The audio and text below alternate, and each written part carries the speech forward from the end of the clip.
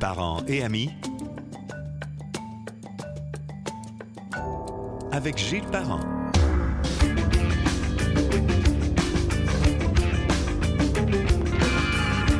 Bonjour et bienvenue sur Parents et amis qu'on peut écouter sur gillesparent.com, sur Spotify, sur Google Podcast, Balado de Apple et aussi le canal YouTube sur le vocable Parents et amis. Aussi, n'oubliez pas de télécharger l'application Parents et amis sur le Apple Store. Et si la réponse à la pénurie de main-d'œuvre se trouvait dans l'ouverture à de nouveaux bassins de recrutement, par exemple des personnes en réorientation de carrière, ça se peut. Un virus mondial, une guerre, une crise inflationniste nous ont bousculés, peuvent peut-être nous avoir donné des envies de changer de vie professionnelle ou peut-être même un petit peu avant. Il y a comme une espèce de besoin de faire ce qu'on aime le plus tôt possible, le plus vite possible et dans les meilleures conditions possibles. Mes deux invités aujourd'hui ont fait le saut. Ils ont bifurqué d'une carrière à une autre. On va aller voir comment ça s'est passé. J'accueille Catherine Labrec et Sylvain Boudreau. Bonjour Catherine, comment ça va? Bonjour Gilles, ça va super bien toi aussi? Oui, absolument, merci. Merci d'être là, c'est gentil. Et Sylvain Boudreau, on le connaît. Ouais, salut Monsieur Gilles. Gallo. Merci de l'invitation. Calepin, qu'un switch de carrière, ça va être intéressant de parler de ça aussi. Donc, ça, dans l'ensemble, ça va, début d'année comme ça, oui? Oui, un petit peu plus calme que les deux précédentes, mais on le prend comme il faut. Écoute, Catherine, on va commencer avec toi. Notre but aujourd'hui, c'est de voir d'où vous venez, pourquoi vous avez changé, puis comment les nouveaux défis s'installent, qu'est-ce qui se passe, puis on va peut-être apprendre de ça. Ça peut donner le goût à certaines personnes aussi de quelque chose qui trotte dans la tête, de le faire éventuellement. D'abord, tu fais aujourd'hui partie du cercle exécutif chez les courtiers Royal Lepage pour tes performances exceptionnelles. Là-dessus, je te dis bravo. Merci. Tu dois être contente? Oui, on travaille fort, ça a porté fruit. OK. Je veux que tu parles de ton parcours parce que en regardant un peu comment tout ça s'est passé, on va comprendre qu'aujourd'hui, tu es ailleurs pas mal. Là. Absolument. Donc, il y a un temps pas si lointain où tu faisais même des ménages. C'est un choix personnel pour se sortir d'une certaine situation. Ton compte en banque était presque vide. Oui. Donc, ça fait combien de temps, ça, à peu près, ça?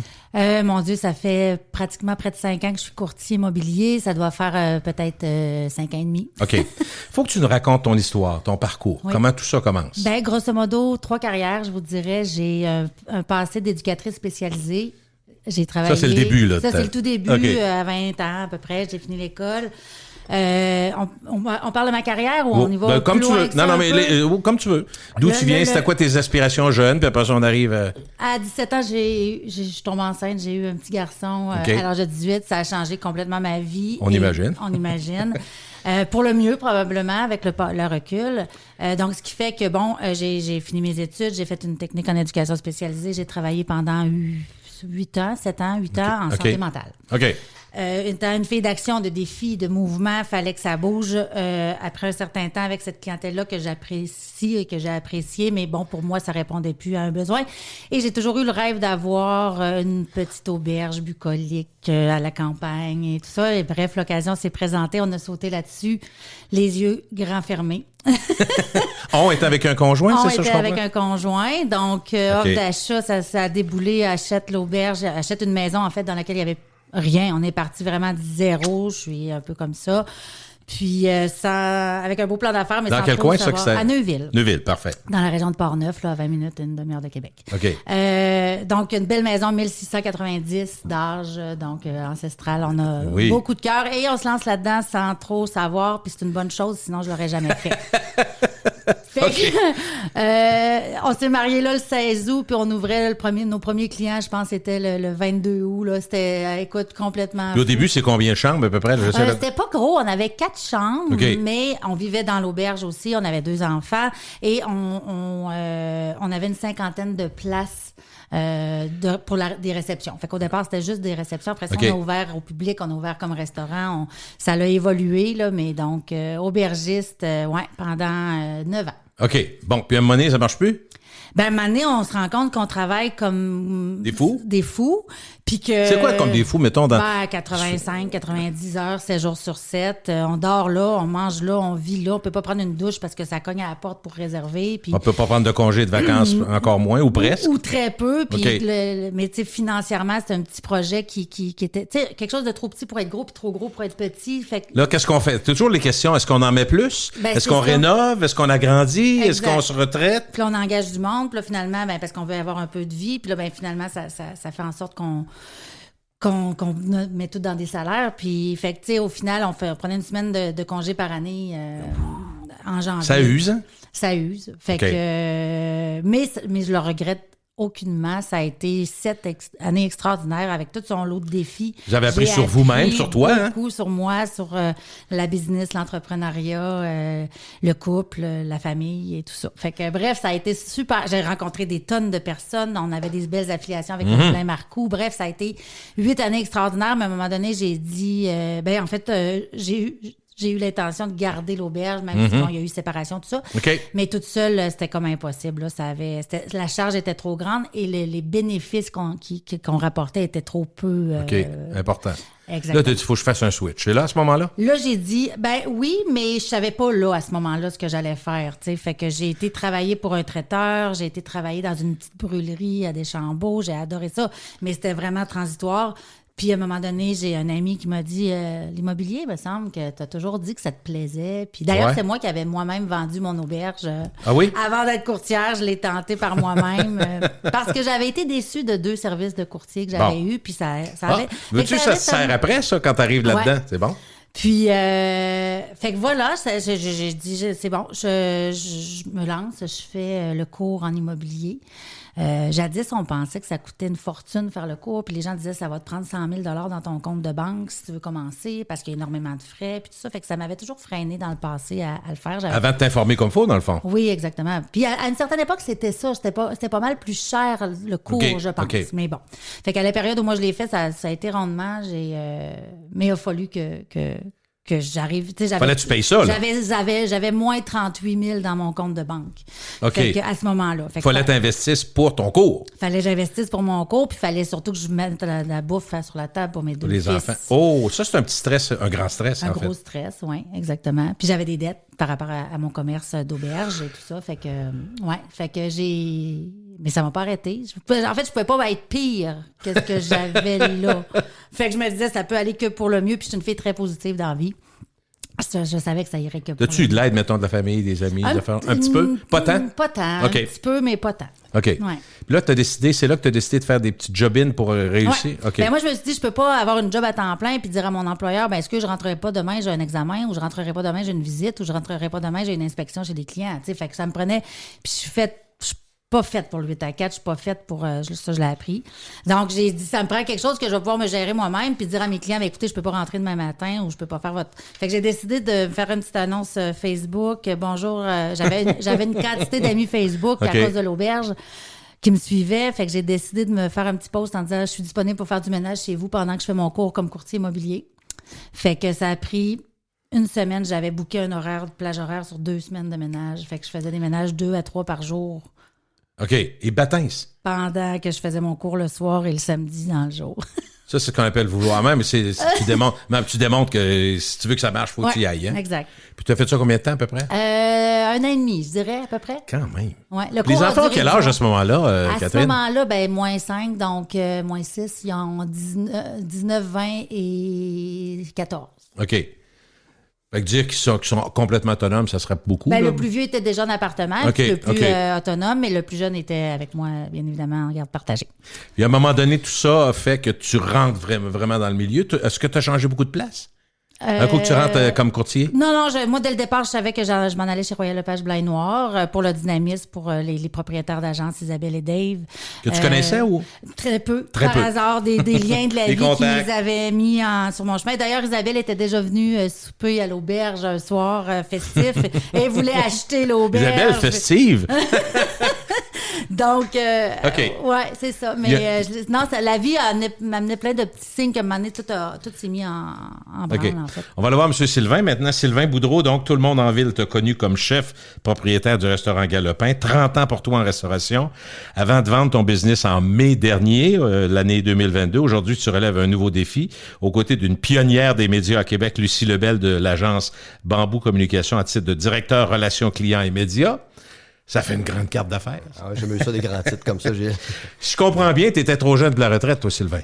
Beaucoup trop jeune. Mais surtout, probablement pas préparé, je dirais. Je pense qu'une retraite, j'imagine, ça se prépare ou ça se planifie. C'était pas du tout dans mes cartons, je dirais.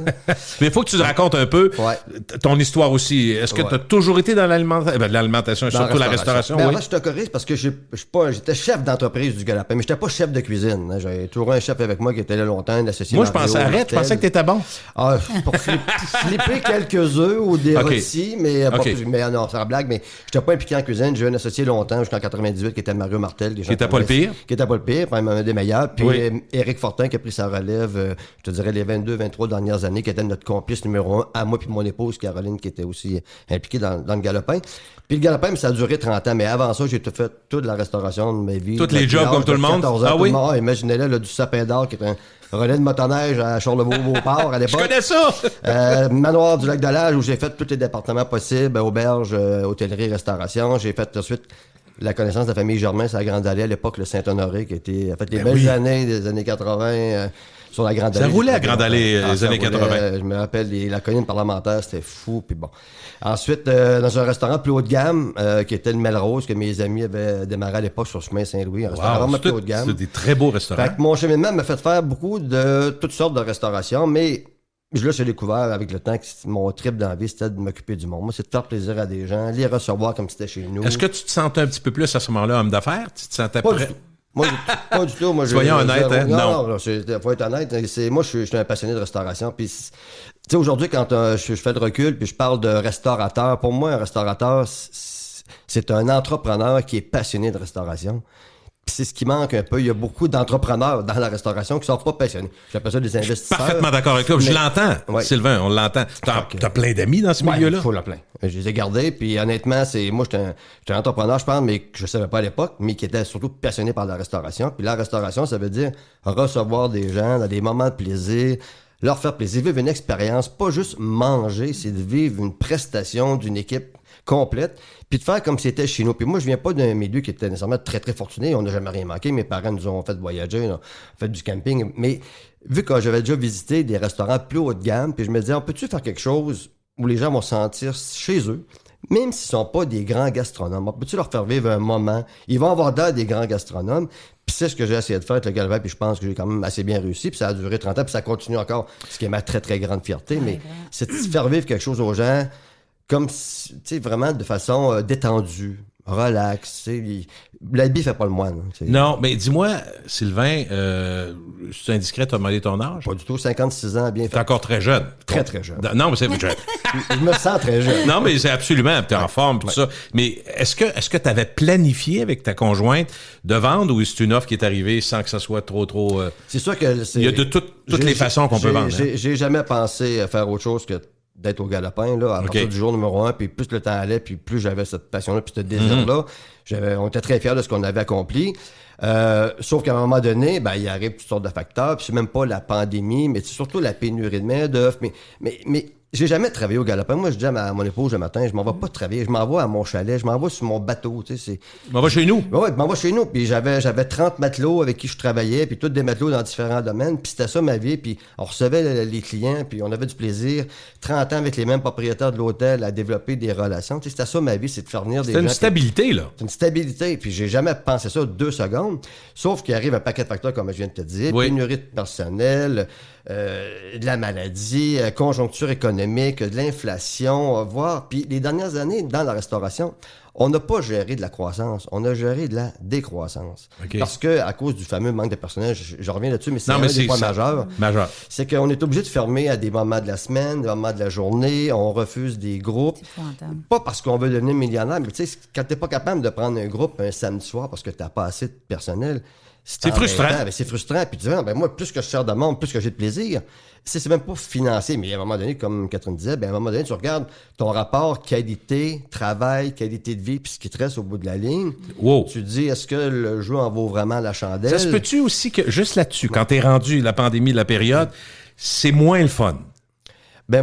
Non, tu comprends ce que je veux dire? C'est toutes ces embûches-là, normalement, c'est naturel. Tu connais ta façon de faire. Mais là, c'est, les distances, faire attention, le monde, il manque du monde. On fait-tu du take-out? On fait pas. Fait que sais, dans le fond, vous n'avez pas fait ça pendant 25-30 ans. C'est ça, je veux dire, l'accumulation des bebelles différentes. Là. De ce côté-là, tu as parfaitement raison. Je n'ai jamais imaginé un jour dans ma vie servir des clients avec un masque, une visière puis des lunettes. Je veux dire, c'était pas prévu. Dans le plan, là, c'était pas là. La moitié de ma personne, la moitié de mon service que je donne à ma clientèle est dans mon visage. Ouais, le reste, des compétences, tout le monde en a. C'est tellement beau. Les gens vont là pour se On perd la vie en vieillissant, mais tout ça pour dire que non, mais oui, effectivement, c'était plus difficile, c'était pas agréable, mais à la base, c'est quand les gens ils repartent de chez vous, puis ils sont contents, même si tu les servi avec un masque, puis tu as de 2 mètres, puis c'est plate, ici. Puis les gens, ils partent du restaurant, puis ils disent merci beaucoup, c'était vraiment le fun, j'ai vécu un beau moment. Ou même pendant la pandémie, ils venaient chercher des repas pour apporter à la maison. Tu voyais leur plaisir. Disaient, merci beaucoup. Ça, la récompense, le résultat immédiat de la restauration, ça vaut de l'or. Oui, mais à un moment donné, tu mets tous ces efforts-là, puis tu te dis, ça le jeu, en vaut-tu vraiment la chandelle? Je présume, de t'entendre parler, tout comme j'écoutais Catherine tantôt, qu'une des préoccupations que tu avais, c'est que tu disais, écoute, ma gang, là, mes matelots, là, faut que je m'assure qu'eux autres continuent s'ils veulent continuer, si moi je débarque. C'était tout ça vos questionnements? C'était ma question. C'est sûr que c'est la question numéro 1 parce que tu dis, je les laisserai pas tomber de même. Là. Quand je dis, les dernières années ont été difficiles dans la restauration, comme dans beaucoup de domaines, mais la restauration, les marges de profit diminuent d'année en année. Mais moi, j'ai eu la chance de travailler avec mon épouse qui s'occupait de tout le côté administratif. Moi, quand j'arrivais le matin, je ne voulais pas savoir comment on faisait de profit. Comment on va faire des clients? Mes clients sont-ils heureux? Mes employés sont-ils heureux? On va les servir. Le stock va être là? À la fin du mois, ma blonde me disait, ben là, tu as tout bien fait ça, t'es bien bon, mais il t'en reste pas. Là, mais tu sais, la conjoncture puis tout ça. Fait qu'à un moment donné, j'ai jamais regardé tout ça, mais il faut que je le calcule dans l'équation. Tu fais tout ça, puis pour rien. Puis je l'aurais peut-être fait avant si j'avais pas eu la préoccupation des employés. C'était mes enfants. OK, je comprends. Puis quand la pandémie est arrivée, je me rappelle d'avoir pleuré parce qu'on savait pas ce qui nous attendait. On savait pas l'aide du gouvernement. Mais moi, j'avais dit, on peut pas continuer comme ça. Les gens, le gouvernement dit de pas sortir. On a un restaurant où on veut accueillir des gens, puis les gens peuvent pas sortir. Où c'est qu'on va aller? Puis je voulais pas les mettre à pied, mais tu sais, on était dans l'inconnu. Puis là, je me disais, voyons, qu'est-ce que je vais faire pour je peux pas les amener à la maison les 30, je veux dire. Mais sais-tu, honnêtement, je dis pas que c'est encore vrai aujourd'hui, là, mais quand c'est arrivé que ça a frappé dur de même, puis qu'on pouvait plus sortir, tout ça, j'ai senti, puis je sais pas si tu l'as senti aussi, j'ai senti qu'il y a beaucoup de monde quand même qui ont dit, ça n'a pas de bon sens, on peut pas laisser tomber restaurateur, on va aller leur acheter de quoi, on va pas de la charité, mais juste un soutien. J'ai senti que les gens voulaient soutenir une industrie qu'ils aiment, parce que des sorties en vieillissant, on fait des blagues, mais tu sais, mon plus jeune de 20 ans, j'ai dit, quand on avait 15, on devrait pas dire ça, là, mais 15 à 25, on sortait les bars, les danses, tout ce que tu veux, c'était plus populaire. Nos sorties aujourd'hui, c'est le restaurant. Entre amis, c'est à la maison, soit ou on va au restaurant. Des histoires d'aller danser au Beaugard, un plus là, tu comprends? Fait que, tu sais, le restaurant est important dans nos vies. On a eu, pendant la pandémie... T'as-tu senti ça qu'il y a des gens qui ont voulu... une vague d'amour, de soutien, d'appui. Les gens voulaient qu'on continue, les gens voulaient qu'on passe au travers. Là, je parle de la clientèle en général, mais je te dirais même, les fournisseurs nous appelaient. Puis j'ai même des employés qui venaient me voir dans mon bureau, qui me disaient, Sylvain, fermez la porte, puis ils me disaient, garde, je veux que vous passiez au travers, là. Ben, garde, pour un bout, là, enlève-moi une pièce ou deux de là, puis je vais passer au travers, puis je vais faire ma part. Je vais faire ma part, moi aussi. Je t'en parle, j'en ai encore des frissons. Tu sais, c'est extraordinaire. Ben oui, puis là, tu dis, je leur dois tout à ces gens-là. Ben, oui, on a bâti une entreprise, mais c'était tout le monde ensemble. Fait que cette vague d'amour-là, on l'a senti. Ça compensait pour bien des malheurs qu'on avait pendant la pandémie. Mais à la base, c'était pas ça. Mon plaisir dans la vie, c'est de recevoir des gens. Fait que ça avait comme été modulé, mais on s'en est sorti pour passer au travail. Mais on a sorti cette vague d'amour-là par des gens. Là. Est-ce que, je m'adresse à vous deux, est-ce que il y a eu des moments où vous avez pu penser qu'en switchant, vous deveniez des imposteurs, vous faisiez quelque chose que vous étiez pas faite pour ça? Catherine, t'as-tu eu ce moment-là? Moi, j'ai jamais eu l'impression d'être une femme d'affaires. Tu sais, l'image dans ma tête, la femme d'affaires, c'est avec le Et pourtant, je pense que t'en fais des affaires. De ce que j'ai entendu, Sylvain, ça va assez bien, ces affaires. C'est le petit complet, puis la petite jupe, tu sais, puis on a l'image un peu, puis moi, je veux dire... cliché un peu, mais bon. Ouais. Puis, fait que moi, dans ma tête, tu sais, j'avais beau être... Moi, à la base, j'ai un TDAH plus. Fait que, tu sais, j'étais un peu... active un peu? Oui, hyper active. Puis, tu sais, ébouriffée dans tes idées, t'es capable, OK. Oui, vraiment. Puis, tu sais, j'étais impulsive dans le sens où j'ai une idée, je veux la mettre en branle, tu sais, je pars... Fait que je m'étais jamais décrit comme étant quelqu'un, comme étant une femme d'affaires, tu sais. Fait que c'est les gens autour de moi, à force de me voir puis de me reconnaître, chose que moi, je me voyais pas, en fait. Fait que c'est les gens qui m'aiment, qui me connaissent, qui m'ont dit, ben oui, mais t'es la plus femme d'affaires que je puisse connaître parce que t'as des projets, t'as de l'ambition, tu vas au-devant, tu sais. Fait que, puis tu fonces, t'as pas de peur, t'as pas de... Fait que, mais oui, de me sentir...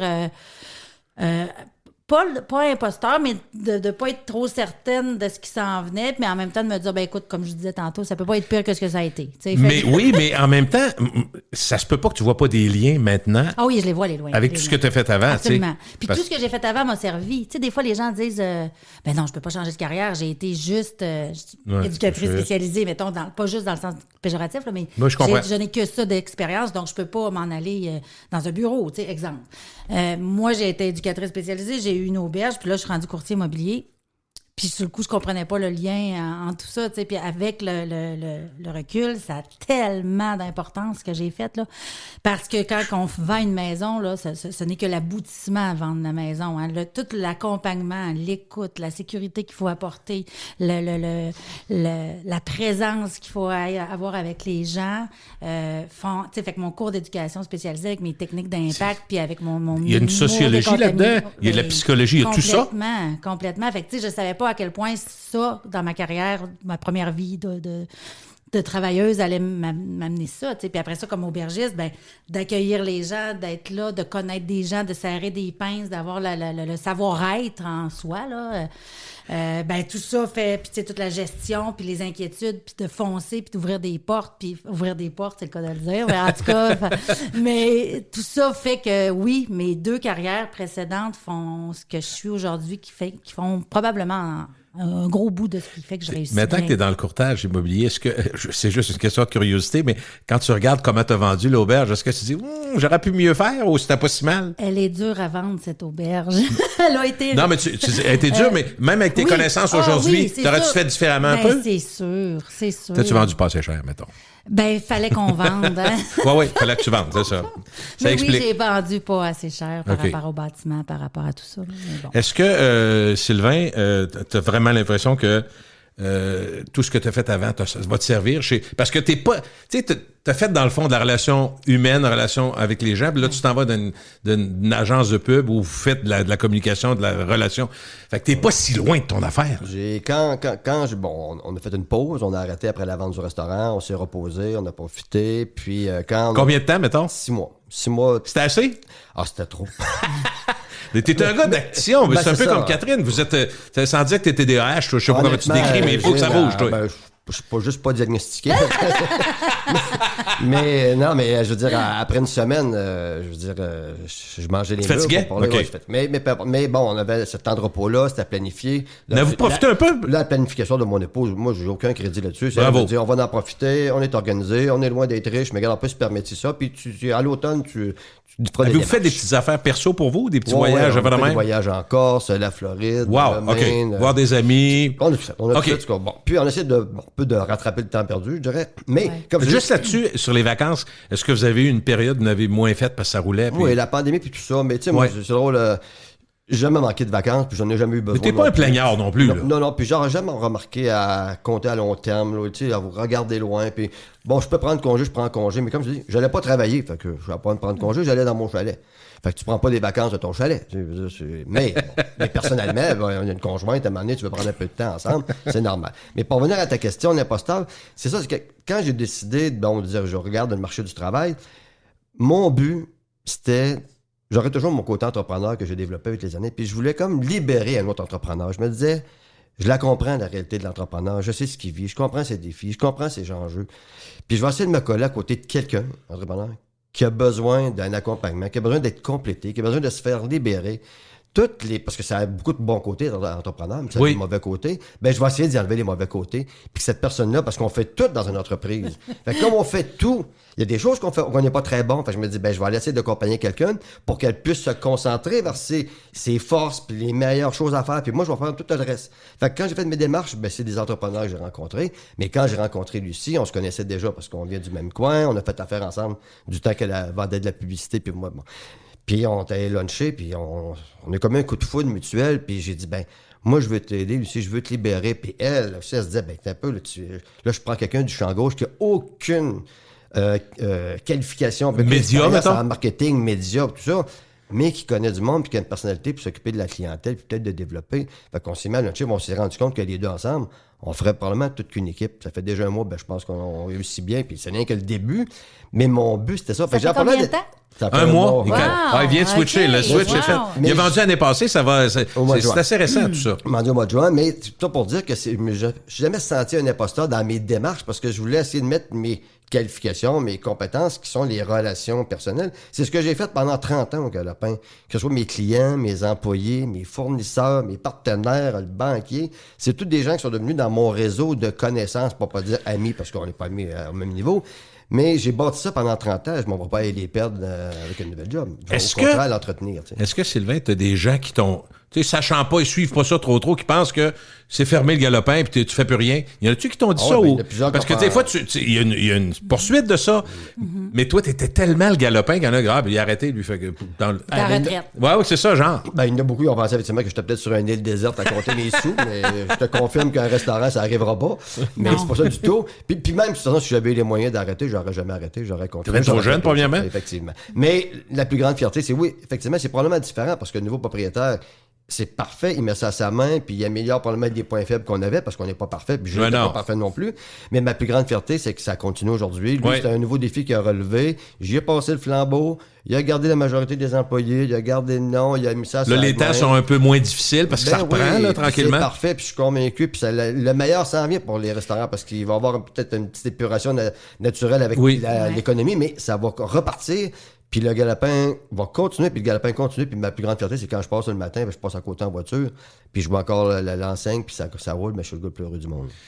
Ben oui, c'est sûr que ça va continuer à marcher, puis la restauration, puis même on sait que Québec est une ville touristique. Je sais pas. Est-ce que les touristes se rendaient, mettons, jusqu'au Galopin? Oui, plusieurs. Parce que souvent, ils sont recommandés, tu sais, c'est des restaurants qu'on recommande, les hôtels recommandent. Je me demandais ça parce qu'on entend toujours parler de la rue Saint-Louis, tout à fait normal, c'est à côté. Je me disais en restauration, est-ce que... On se cachera pas que le bassin de population touristique est beaucoup moins grande à Sainte-Foy qu'il l'est en ville, à travers les murs. Mais il y en a pareil. Les gens viennent pour différents besoins, puis aussi une clientèle. On a un circuit d'hôtels aussi, boulevard Laurier, puis autour du chemin Saint-Louis. Puis ça va être appelé à développer avec tous les projets, mais ça va être très bien. Sylvain, pensais-tu, quand t'as arrêté puis t'as dit, je vais faire d'autres choses, pensais-tu plus naturellement, ça serait lié à la restauration? Et je pourrais te poser la question autrement. Es-tu surpris d'être sorti de ce milieu-là? Mais honnêtement, je voulais pas... refaire la même... Non? Non, pas parce que je suis un passionné de restauration. Mais c'est ça que tu as réfléchi, là. Je vais aimer la restauration toute ma vie. J'étais un gars de service. Mais je voulais pas faire autre chose. Je voulais que le Galopin continue. Puis tu me dis, t'es plus là, c'est pas pareil, mais ça continue autrement. Mais je voudrais pas que les clients viennent à une autre adresse. Tu vois, dans mes plates-bandes, je voulais pas faire ça. Puis que les gens commencent à comparer. T'as fait ça au Galopin, mais là, tu fais d'autres choses. Non, je voulais vraiment faire complètement autre chose, mais ce que je voulais, comme je t'ai dit, c'est vraiment devenir un complice d'un entrepreneur, puis le libérer, de devenir le meilleur employé au monde. Je sais pas si ça existe ou c'est prétentieux, mais tu sais, moi, je voulais... Il faut viser haut, on l'attend. Oui, inquiète pas, tu n'auras pas de problème, je vais être là, je vais être présent, tu sais, je vais t'aider, je vais être un leader positif, tu sais, je vais craquer ta gang dans le bon sens, puis les problèmes que tu as, amène-moi là, je vais les régler, puis mets tes forces en évidence, tu sais, fait que c'est ce que je voulais faire. Finalement, Catherine, la solution à la pénurie de main-d'œuvre, c'est pas juste l'immigration. Les candidats qui se réorientent comme vous autres peuvent être une force vive. Est-ce que tu connais autour de toi des gens qui ont fait la même chose, qui ont décidé de switcher il y a beaucoup de courtiers qui sont dans qui ont fait le grand troisième carrière, tu sais. Quand que Sylvain parlait d'épuration naturelle, c'est sûr que là, les prochaines années, j'ai l'impression que... il y a eu beaucoup de nouveaux courtiers, puis on comprend que les meilleurs vont rester. Ceux qui vont avoir plus... Mais c'est ça, en réalité. Là. C'est la loi de la jungle, comme on dit. Parce que le marché était tellement...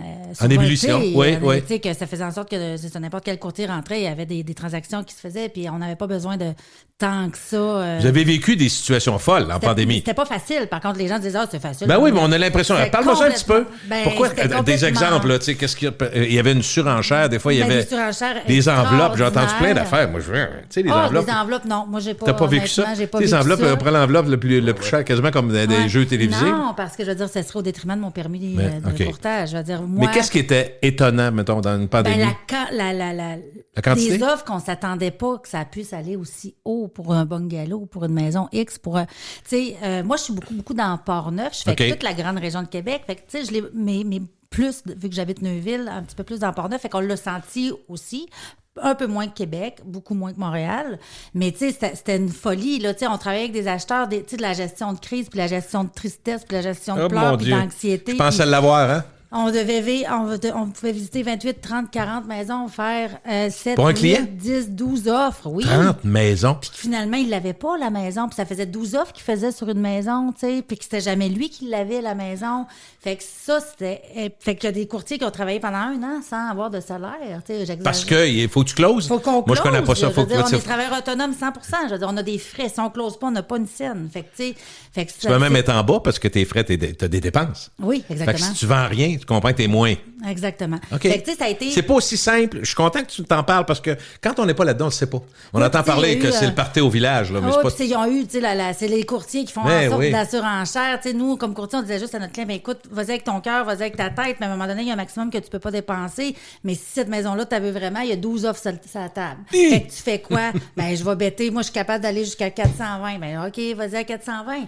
Mais tu sais, c'était... C'est ça, c'était Mais pas tu un deviens marché. psychologue parce que Oui. faut que tu les rappelles pour dire ça n'a Non, pas on l'a marché. Pas eu, puis inquiète-toi pas, on va trouver la bonne, puis c'est juste que c'était pas la bonne pour toi, tu sais, puis c'est vrai qu'on finit toujours par trouver, puis c'est vrai qu'au final, le client va dire « Wow, OK, je suis content, une chance qu'on a attendu », tu sais, mais c'était pas un travail facile. Oui, les transactions se faisaient, mais tu sais, c'était pas 2 belles années. Quand tu es arrivé dans le monde du courtage, est-ce que tu as eu à te servir de ton CV, même si tu as fait les cours, là, t'as-tu eu à te vendre ou parce que sans parler de l'imposteur, tu étais d'un autre domaine, as-tu eu l'impression qu'il fallait t'en mettre plus ou c'était correct? Ben non, parce que dans le courtage immobilier, comme je dis, on est travailleurs autonomes. Hein? Oui. Fait que c'est, dans le fond, les agences, on est un peu leurs clients. Fait que toutes les agences nous veulent, puis le moindrement, si on a un peu les qualités humaines de courtier, c'est sûr qu'ils viennent nous chercher, tu sais. Fait que non, j'ai pas eu à me vendre tant que ça, ce qui faisait en sorte que, tu sais, on se ramasse là, puis on dit, oh, OK, jour 1, il faut que j'aille faire une évaluation de maison. Elle vaut combien, pour vrai, ces sont-là? La première transaction est un peu... mais c'est ça. Non, je pense que mes qualités, oui, il y a quand même une entrevue qui se fait dans les agences. Comprends. Mais c'est sûr qu'eux recrutent des courtiers, tu sais, fait que... Mais c'est ça, j'imagine que ma personnalité... Sylvain, as-tu eu à te vendre, toi? Tu sais, dans le fond, est-ce que c'est toi qui as initié une rencontre avec Lucie Lebel? Oui, bien la majorité des contacts que j'ai eu des entrepreneurs, c'est moi qui ai initié parce que je savais très bien que si j'ai pas de CV, Mais on sait même pas si tu veux travailler encore. En théorie, les les gens peuvent dire lui est millionnaire, tout va bien. Non, mais c'est vrai. Oui, même au début, j'avais fait affaire avec des boîtes d'ARH, puis je me disais, bon, avec tel type d'emploi, puis là, ben non, on va te mettre plus haut, puis les gens même me voyaient plus haut que ce que je voulais postuler. Fait que je me disais, maintenant, il faut que j'aille frapper aux bonnes portes, c'est-à-dire aux entrepreneurs, puis j'avais la chance de faire contact avec des gens que je connaissais. Fait que moi, je vendais ma personnalité. Je vends toujours ma personnalité, mais je la vends pas. Je suis comme ça dans la vie. Je veux dire, moi, j'ai rien à vendre. C'est ma personne, c'est mon expérience. Puis si ça avait été, j'ai rencontré Lucie, puis on est des amis. Donc là, je savais ce qu'elle faisait, puis je savais que c'était une boîte. Il y a un lien de confiance en partant. Mais peut-être que Lucie, ça avait une boîte de construction, elle vendait des souliers. Peut-être que je suis avec elle aussi quand même. Je veux dire, c'est le véhicule, c'est le marketing, c'est les relations de presse, mais c'est la confiance puis la personnalité qu'on a, puis l'attitude ensemble tous les deux, mais j'aurais probablement travaillé avec elle dans un autre domaine quand même. Mais juste, oui, vas-y. Juste, tu sais, dans le même ordre d'idée, Sylvain, moi, je pense qu'il y a beaucoup de ça dans toutes ces réorientations de carrière. Tu sais, on l'a vu dans mon adjointe, par exemple, qui était elle aussi en réorientation de carrière. Moi, j'ai dit à Annick, j'aime ta personnalité, j'aime le fait que tu connaisses du monde, j'aime le fait que tu es capable de bien répondre au téléphone, mais l'admin que tu connais pas, c'est pas grave, ça s'apprend, tu sais. Fait que je pense qu'il faut que les gens va à l'essentiel, c'est ça, oui. Dire, moi, j'ai ça comme personnalité, puis ça, peu importe, c'est plate à dire, mais peu importe le diplôme ou on est capable, je pense, de faire quelque chose. Ma conjointe, c'est l'exemple parfait aussi. Oui. On a travaillé ensemble. Elle, c'est une comptable de formation, mais en même temps, elle était entrepreneur pendant 30 ans. C'est ça. Alors, elle cherche un nouveau défi. Elle va aller voir un entrepreneur qui a besoin d'aide, mais c'est plus que la comptabilité, mettre des chiffres dans les colonnes. C'est d'être conscient de la réalité, de dire, chaque sou, chaque décision, chaque geste que tu fais, t'es responsable, puis il y a des sous au bout de la ligne, puis c'est tellement dur aujourd'hui. Fait que c'est ça, c'est la réorientation de carrière. C'est pas seulement avec un bagage, exemple, de comptabilité ou un bagage de marketing. C'est que ta personne, ton expérience, puis je pense qu'on devient un outil de plus dans un coffre à outils d'une entreprise pour mettre notre couleur puis mettre notre expérience. C'est le coffre à outils qui est plus... Mais ce qui est drôle, c'est que les patrons, on regarde la nouvelle société, on a bien des choses à chialer sur la nouvelle société, il y a beaucoup d'avancées, il y a beaucoup de recul où il y a des situations embarrassantes, mais les employeurs sont souvent moins conformistes, ils vont être ouverts à avoir des candidats venus d'autres milieux. Et un exemple qui est intéressant, parce que ce que vous dites dans le fond, c'est que outre le travail qu'on fait, outre l'emploi qu'on va faire, c'est des personnes. C'est toujours des relations de personnes. Mais je trouve qu'un des bons exemples qui illustre ça, Catherine et Sylvain, c'est prenez Airbnb. ils font de la location, OK? Qu'on soit d'accord ou pas. Mais ils n'ont pas de maison, eux autres. Ils n'ont aucune maison, mais ils font de la location de maison. Uber, ils font du transport d'automobiles partout dans le monde. Ils n'ont aucune voiture. Ouais.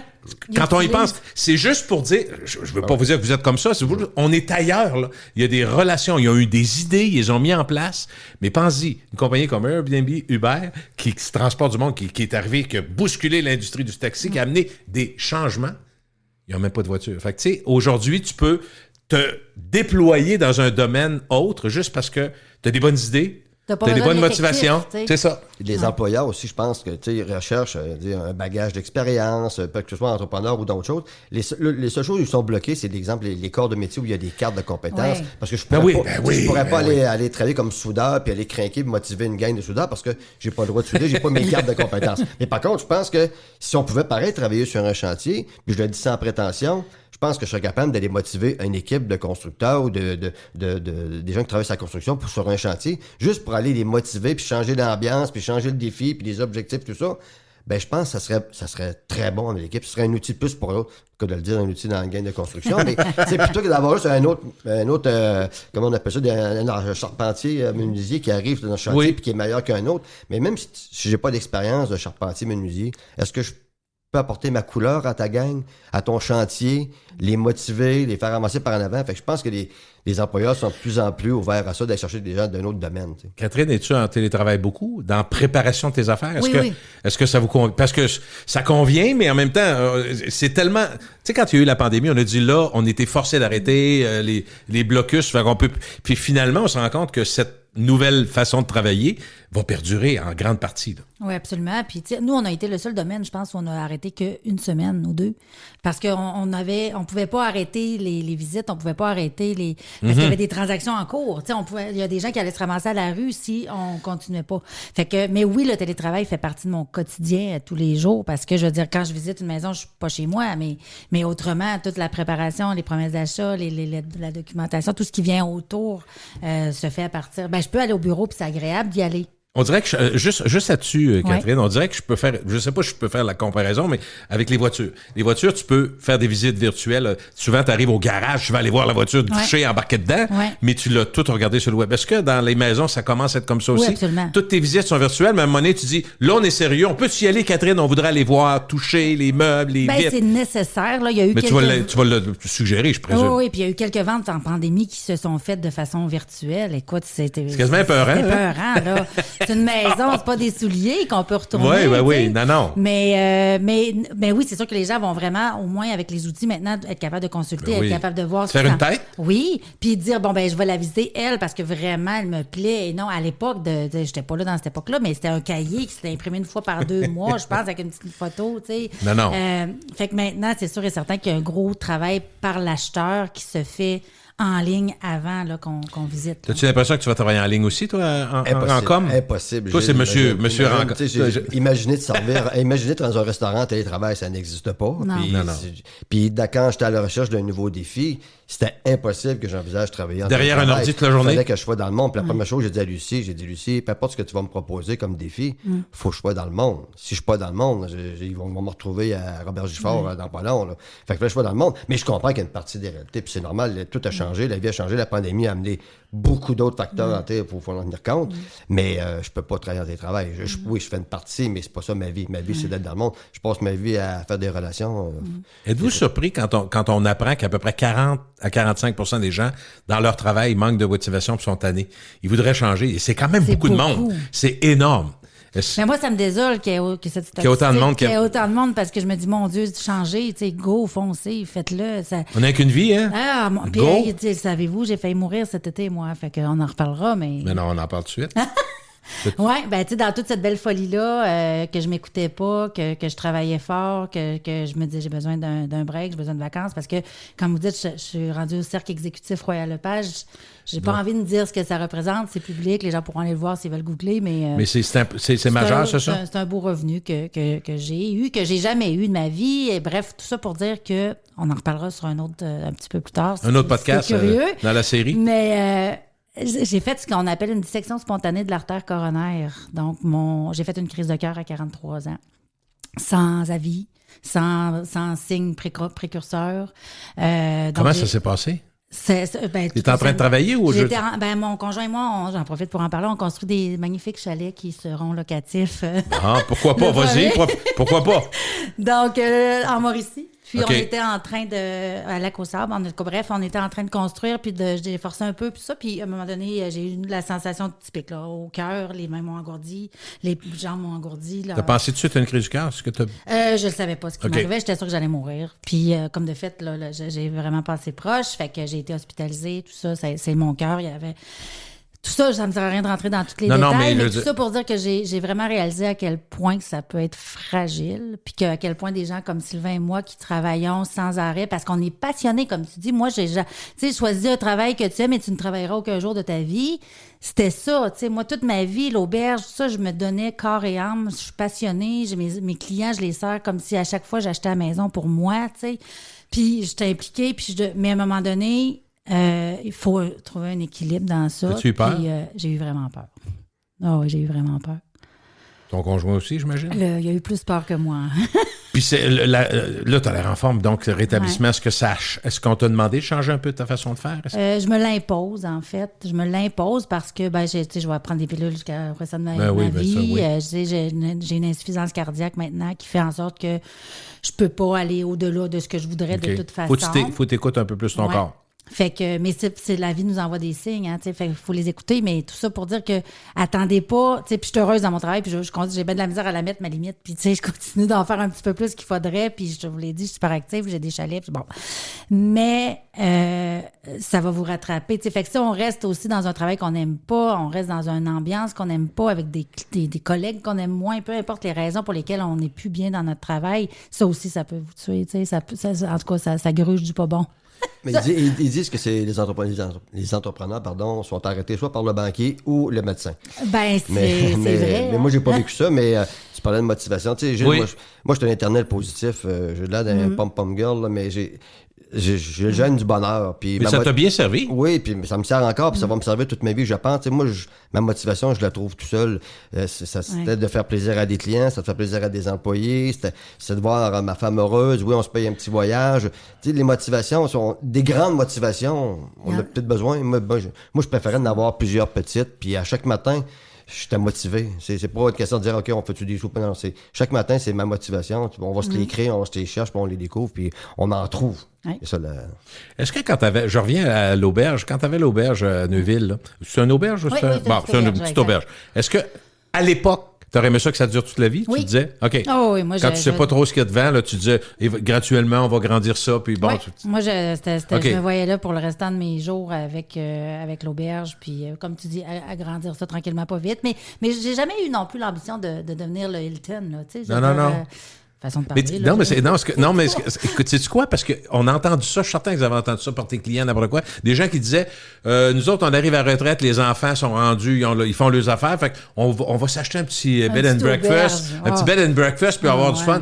Mais on la connaît qui l'ont fait, Sylvain, t'en connais sûrement, puis ils se sont rendus compte 7 jours par semaine, torche le ce dimanche, fais des muffins, ça finit plus. Va à l'école hôtelière, c'est toutes les jeunes. Ils veulent ça? Les jeunes rêvent tous d'avoir un bel petit auberge sur le bord d'un lac, 3-4 chambres, 20 places de salle à manger. Il y a une image de ça, ils ont comme l'impression. Mais les clients ont cette image-là. Tu sais, nous, quand on y va comme client, parce que moi, si l'idée est venue, c'est parce que j'étais cliente d'une auberge avant. Puis on va là, puis on dit, c'est beau, c'est cute. Puis on a l'impression, les clients me le disaient, là, hey, toi, t'es bien, t'es en congé lundi, mardi. Attends un peu. Lundi, mardi, on fait les achats, le ménage, la comptabilité, là, tu sais. Fait que, mais l'image bucolique de la petite auberge, c'est un peu ça. Je veux pas enlever, là, tu sais, des beaux rêves qui se réalisent. Mais on l'a entendu beaucoup. Mais c'est sûr qu'il faut être conscient de ce qu'on fait quand on le fait ou ne pas l'être comme moi.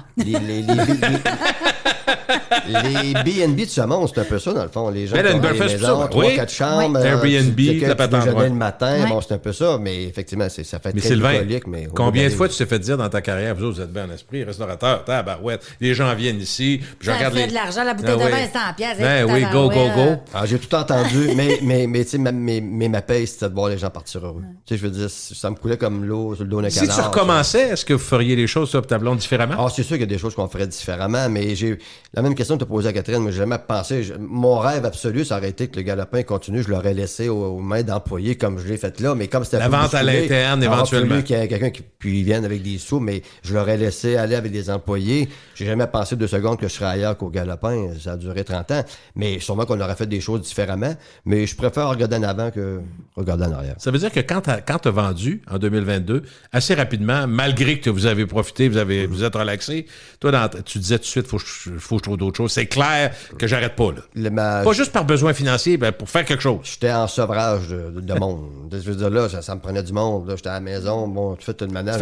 Un peu comme les 2 premières semaines de la pandémie. On a tout fait du ménage, puis des frigos, puis le congélateur. Mais c'était pareil, là. J'étais vraiment pas prêt à me préparer une retraite. Puis même si on y avait pensé, parce que ça n'a pas été une décision d'un coup de tête, c'est une décision qui a été réfléchie. Plusieurs mois? Plusieurs mois. Il est arrivé différents facteurs. Bon, fait que là, à un moment donné, tu réfléchis. Bon, à partir du moment où on a pris la décision, puis jusqu'au moment de la transaction, ben, c'est coulé quand même du temps. Ça a été réfléchi, ça a été mûri, ça a été pensé. Mais après ça, tu aurais dit, bon, on va se reposer, on va se déposer.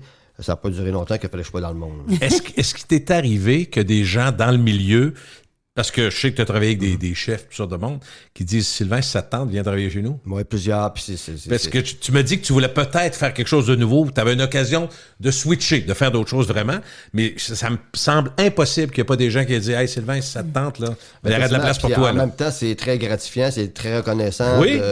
Oui. Moi, j'ai jamais gagné de prix, de médaille, puis ça n'a jamais été mon importance non plus, mais quand tes collègues t'apprécient, que t'as envie presque, tu regardes, ils ont des belles machines, ils ont des grosses boîtes, ils ont des beaux restaurants. Qu'est-ce qui t'a freiné? Ben, c'est tout ce qui... je voulais pas que les gens fassent la comparaison. Tu sais, j'étais trop étiqueté au restaurant. Et je voulais pas que les gens pensent que tout le monde m'appelle Gallo. Je voulais pas que Gallo se ramasse dans un autre restaurant. Peut-être à l'extérieur de la ville, peut-être en Floride, peut-être ailleurs. Je l'aurais fait. Mais en ville, ça t'aurait fatigué. Ouais. Puis je respecte trop le marché, je respecte trop mes clients, je respecte trop mes employés. Pour faire ça dans un autre restaurant dans la Ville-Québec, c'était impossible. J'aurais peut-être pu, exemple, en hôtellerie, qui est une branche adjacente, j'aurais peut-être pu, mais quand j'ai rencontré Lucie, ça s'est cliqué tout de suite, on dit, on a un coup de foudre de professionnels tous les deux ensemble, puis Bambou, ça va être parfait. Ouais, c'est ça, puis déjà, ça fait pas longtemps, puis tu dis déjà, ça fait un mois. T'es-tu genre à amener des idées, puis même si c'est pas ton domaine direct, c'est sûr, là? Je pense que oui, puis tu sais, dans le fond, c'est des relations, c'est des clients. Oui, puis comme je l'ai dit, je répète, j'essaie d'aider Lucie. On a une équipe extraordinaire qui font toute la poutine que j'appelle du marketing, de la publicité, mais moi, je suis là pour essayer d'aider Lucie puis de la libérer, puis c'est un super beau mandat. Catherine, es-tu parfois étonnée de ton cheminement? Es-tu surprise? Ben oui, complètement. Complètement. Je suis partie de, comme je vous dis... Ça n'a pas été un long fleuve tranquille, là, tu vois? Non. Non, mais oui, je m'attendais pas à ça. Tu sais, cette année, j'avais même pas réalisé. Tu es une des meilleurs vendeurs chez les Elle le dira pas, là, mais... Première à Québec dans mon agence, ça c'est sûr. Mais j'ai réalisé que dans Royal Lepage, au complet de Royal Lepage au Québec, je suis la 18e dans tout le Québec de Royal Lepage. Fait que, tu sais, je l'avais même pas comme réalisé. C'est en voyant la publicité que Royal Lepage a faite. C'est moi, ça? Fait que, tu sais, je l'ai jamais faite pour ça. Puis c'est ce qui fait que probablement que ça fonctionne. Je l'ai jamais faite pour l'argent. Je l'ai jamais faite en me disant, je vais aller courtier, c'est payant. C'est sûr que ça compte. Je continue Moi, mon père me disait, essaye d'être le meilleur. Essaye de... Puis, normalement, l'argent va venir. Si tu essaies d'être riche, ça ne marchera pas. Non, si tu essaies de faire de l'argent, ça ne marchera pas. Moi, je voulais juste... J'allais dire peut-être, sans prétention, laisser ma marque aussi. Faire quelque chose dans le milieu. Moi, mes idoles dans le milieu de la restauration Québec, c'est mon voisin Nicolas Cortina, qui est encore là. Nicolas, je le salue, qui est un des meilleurs restaurants, je dirais, au Québec. Marcel Veilleux du Dorset, Monsieur Moreau de la Tyrolienne. Le père de Pierre Moreau, dans le fond, qui est au Resto Plaisir. Okay. Oui, Pierre, tu sais, ça, c'est mes idoles. Je les vois aller. Monsieur Ménard du Manoir à côté du Spaghetti. Tu sais, c'est des gens que j'ai côtoyés, que j'ai travaillé, puis ils sont là depuis 30, 40, 50 ans. C'est incroyable. Oui. Puis quand ces gens-là, ils t'appellent puis ils te disent bravo, ben, tu sais, c'est une grande fierté. Puis, L'anecdote, j'ai 2 courtiers. J'ai commencé ma carrière, c'est ma 2e année peut-être. Puis j'ai 2 ou 3 courtiers qui m'ont appelé puis qui m'ont dit, Catherine, on aimerait ça que tu rentres dans notre équipe, tu sais, puis on voudrait... Un genre de maraudage. Ouais, si ça te tente du nouveau, on aurait de la place. C'est ça, tu sais, tu pourrais venir avec nous, puis je leur avais répondu, si un jour je travaille en équipe, ça va être l'équipe Catherine Lebrec. C'est maintenant le cas depuis maintenant 1 an, là, j'ai ma petite équipe avec moi. Ça change quoi? pour toi? Ben, c'est l'équilibre, hein, tu sais, que je vous parlais tout à OK, l'heure. être capable d'un petit peu déléguer, Oui. pas être obligé de tout faire courir Exactement. partout. Ça, c'est bon. Donc, j'ai une adjointe, puis j'ai 2 autres courtiers qui travaillent pour moi, là, avec qui... Il y avait ce qui est arrivé l'été passé, d'après moi, c'est le timing n'était C'était pas pire. Hein? nécessaire. Ben, une chance qu'ils étaient là, parce que sinon, j'ai des Oui. transactions qui seraient restées en plan, puis ils ont repris ça de main de maître. Puis, ouais. Est-ce que tu as l'impression d'avoir plus de liberté là? Oui. Ben oui. Ben oui, parce que oui, je travaille énormément encore, malgré l'équipe, malgré tout ça, malgré plein de projets, mais ça me permet... Tu as une nouvelle aisance financière. Est-ce que ça a changé ta vie? Ben complètement. J'ai investi, j'ai acheté des terrains, j'ai acheté un duplex sur le bord du fleuve qui va devenir une unifamiliale, j'ai acheté... OK. Mais c'est des projets, voyez-vous. J'ai pas acheté de bateau.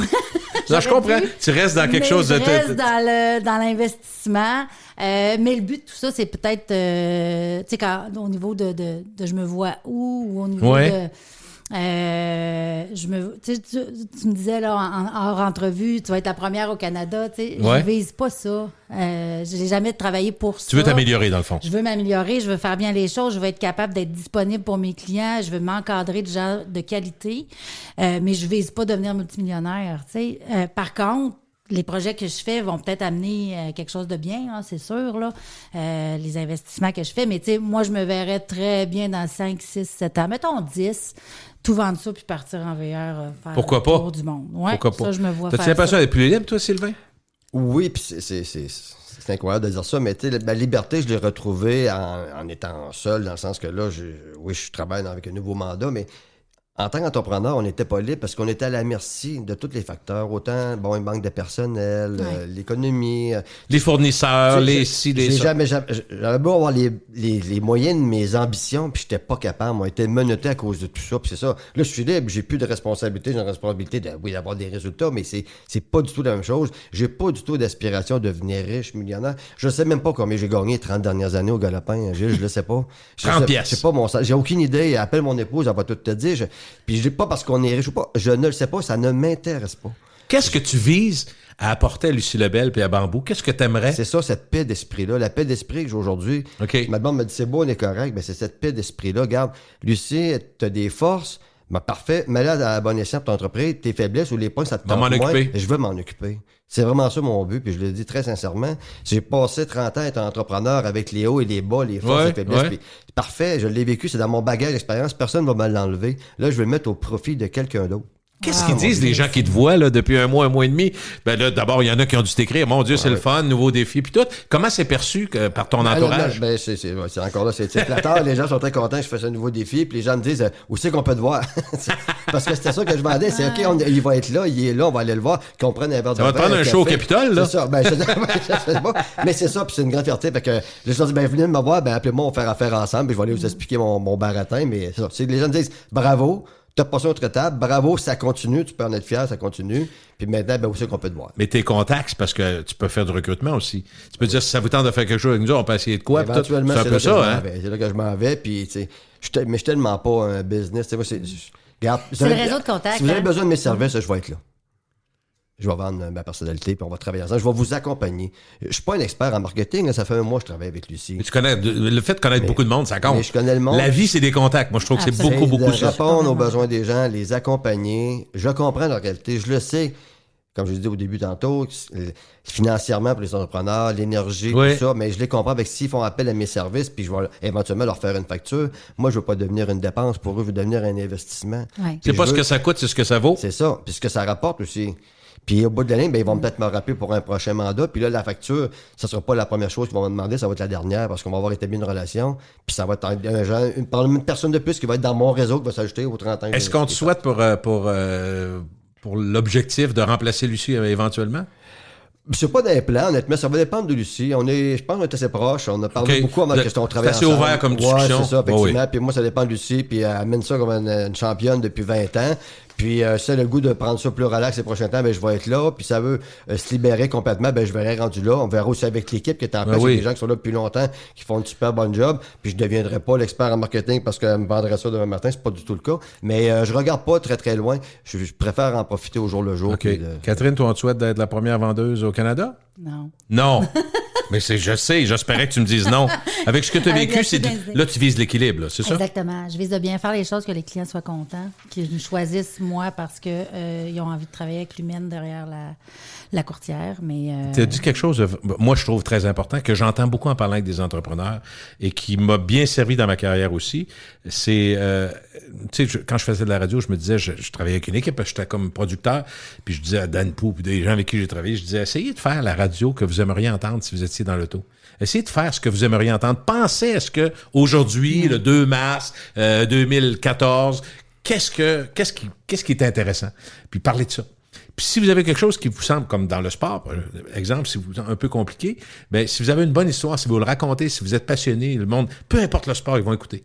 Fait que tu sais, c'est exactement dans le domaine quand tu dis, moi, quand je travaille avec un client, je me mets à sa place. Si j'étais le client, comment je voudrais qu'une Catherine me réponde, me guide, je trouve que c'est la meilleure façon. C'est de même que je le vois. C'est comme ça que je travaille. Fait que... Ça va continuer à bien marcher. Merci beaucoup d'être passé. Merci. Écoutez, ça fait plaisir. Sylvain Boudreau et Catherine Labrec. Pas si loin. Alors, merci. Le podcast, toujours Parents et amis. Merci.